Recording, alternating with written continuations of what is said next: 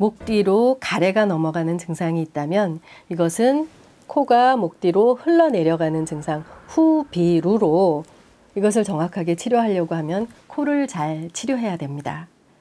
그러면 왜 목 뒤로 가래가 넘어간다는 그런 표현을 쓸까요? 이 그림을 보시면 감기에 걸렸을 때 비점막의 염증으로 인해서 비점막이 이렇게 붓게 되면 분비물이 나오게 되는데요. 옆모습을 이렇게 반 정도로 잘랐을 때 이 앞부분의 분비물은 코를 풀면 코가 앞으로 나옵니다. 그런데 반 뒤쪽에 있는 이런 분비물들은 아무리 코를 세게 풀어도 앞으로 나오지 않고 아!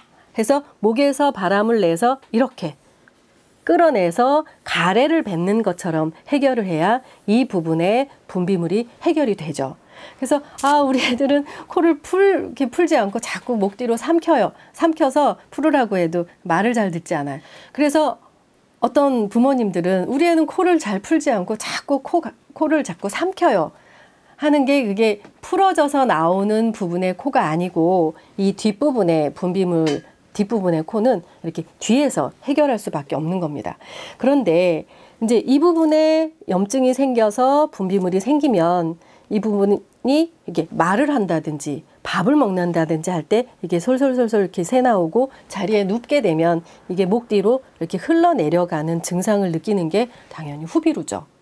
그래서 후비루의 치료는 코를 잘 치료해야 이쪽에서 나오는 분비물이 줄어들어야 뒤로 넘어가는 증상이 없어질 수밖에 없기 때문에 비염과 축농증을 치료하는 게 후비루의 첫 번째 치료 목표이고요. 그런데 또 한 가지 후비루의 부분이 어느 부분이 부어있을 때 또 후비루를 느끼냐면 사람들마다 이렇게 침을 삼킬 때마다 입천장 뒤쪽에 뭔가 가래가 계속 붙어 있는 것처럼 답답하게 느끼는 거죠. 근데 그 답답함이 어느 부분이냐면 요 뒷부분, 해부학적으로 보았을 때 이 입천장 윗부분이 이렇게 염증으로 인해서 붓게 되면 침을 꿀꺽 삼킬 때 입천장이 닿으면서 이 부분에 질감이 느껴지게 되는 거죠.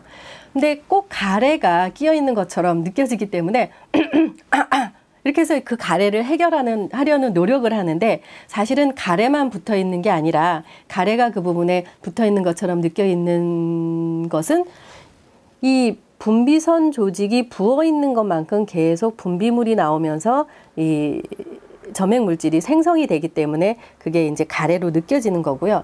가래만 있는 것이 아니라 이게 부어 있다는 거죠. 그래서 이 부기 자체를 줄여주지 않으면 이 부분의 질감이 느껴지는 그 불편함이 해결이 안 되는 거죠.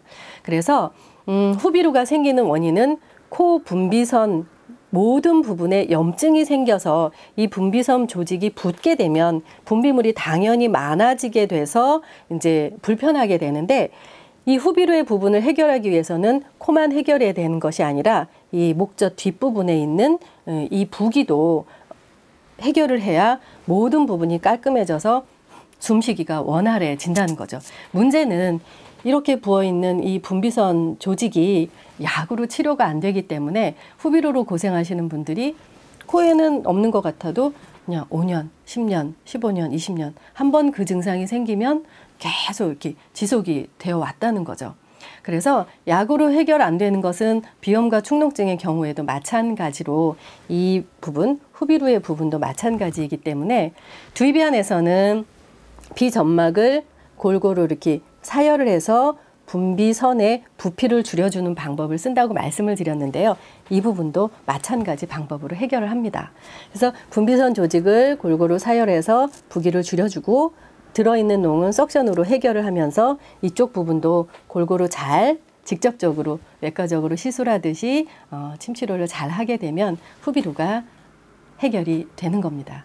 후비루의 부분은 비염과 축농증을 치료해야 근본적으로 해결이 될 뿐만 아니라 뒷부분까지 잘 치료를 해야 성공적으로 치료될 수 있다는 것을 말씀드립니다.